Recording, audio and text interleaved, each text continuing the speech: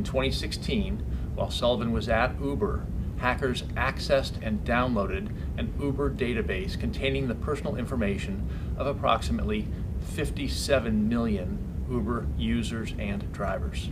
When I first heard about Uber's story, I thought it was a complex case between the blurred lines of a bug bounty program and a data breach. That's a fascinating topic that I plan to cover in a future video. But the more I dug into it, the more I realized there's so much more to this story, up to and including sending actual goons to a hacker's house, demanding that he sign an NDA, which some might consider a form of physical intimidation. This story begins back in 2014 when an Uber employee accidentally posted an AWS key to a GitHub gist that allowed an attacker to get access to over 50,000 drivers' driver's license information. Here's a link to the actual gist that contained the key. It should come as no surprise this link doesn't work anymore. In 2015, Uber filed a lawsuit against the attacker to try to unmask their identity. The main thing that they were looking for out of this lawsuit was to collect data from GitHub as part of the discovery process to try to figure out from GitHub's logs who this attacker was. In 2016, almost a year later, a federal judge halted this process and prevented Uber from unmasking this hacker. This was the least of Uber's worries because later in 2016, the Federal Trade Commission launched its own investigation into Uber to try to figure out what happened in 2014, as well as try to get additional information about a controversial God Mode app that employees of Uber could use to get information about any rider in the platform. Okay, this is where the story starts getting really crazy.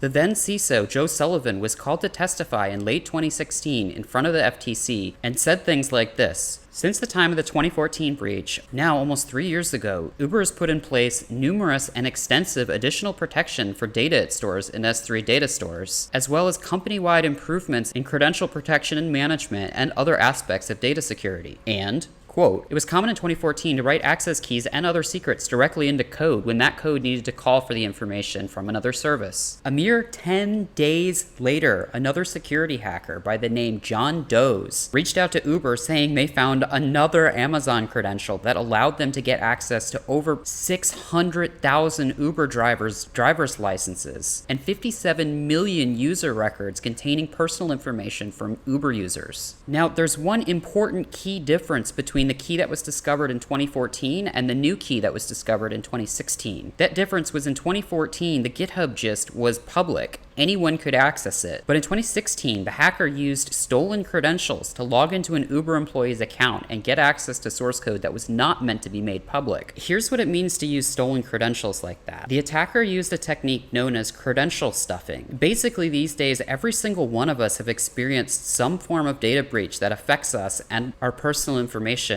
That includes passwords that we've used in services such as LinkedIn, Adobe, and Dropbox. These breaches are essentially public at this point, and you can easily download them online and find everyone's user information, including passwords that they've used in the past. If people reuse passwords between services, this allows an attacker to look up a previously known password associated with a user and log into a different service with the same password and get access to an account that they shouldn't have access to.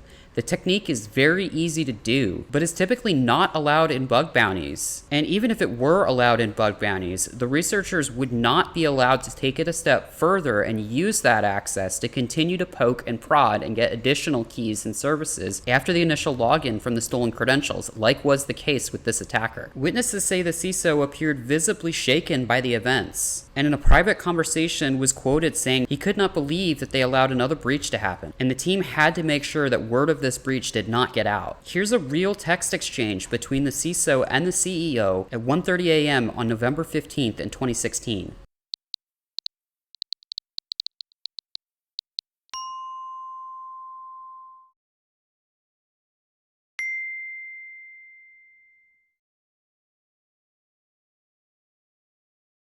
Isn't it totally crazy that 10 days after telling the FTC that the company has gotten better about storing credentials in source code, an attacker finds another credential in source code and does almost the exact same attack that the FTC called the investigation over in the first place? Here's the email exchange between Uber and the attacker.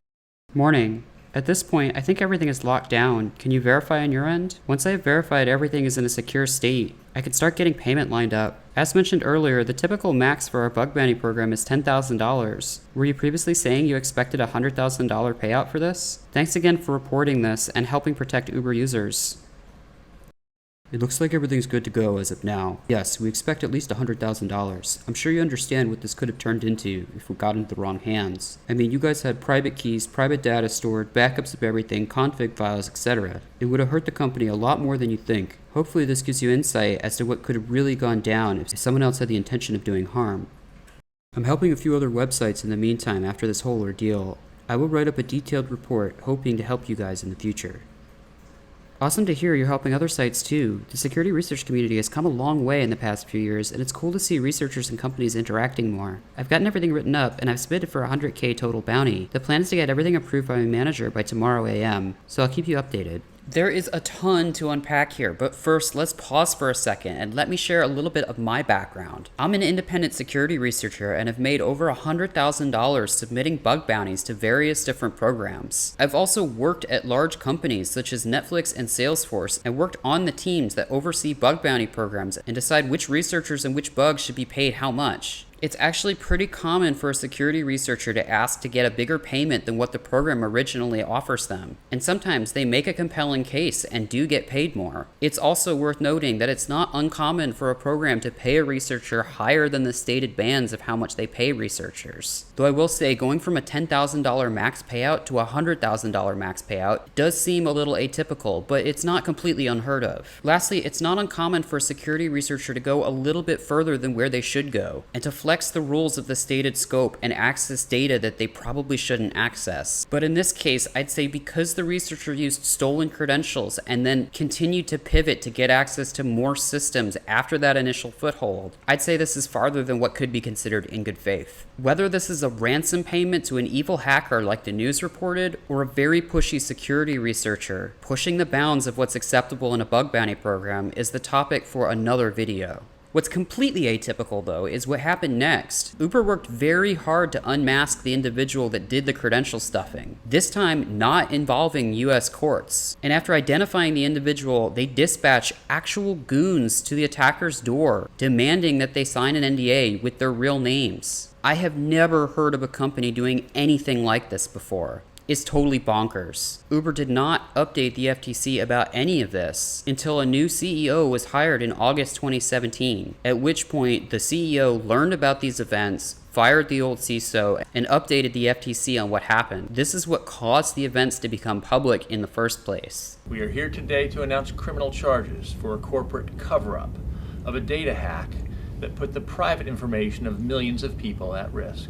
2 years later, in August 2020, the Justice Department levied charges against the then CISO Joe Sullivan for obstructing justice. That is a lot of drama for a couple of Uber employees accidentally including AWS keys in source code that they published to GitHub. Did the attackers use TruffleHog, a tool that I open sourced that helps find credentials committed to source code? I kind of don't want to know the answer to that.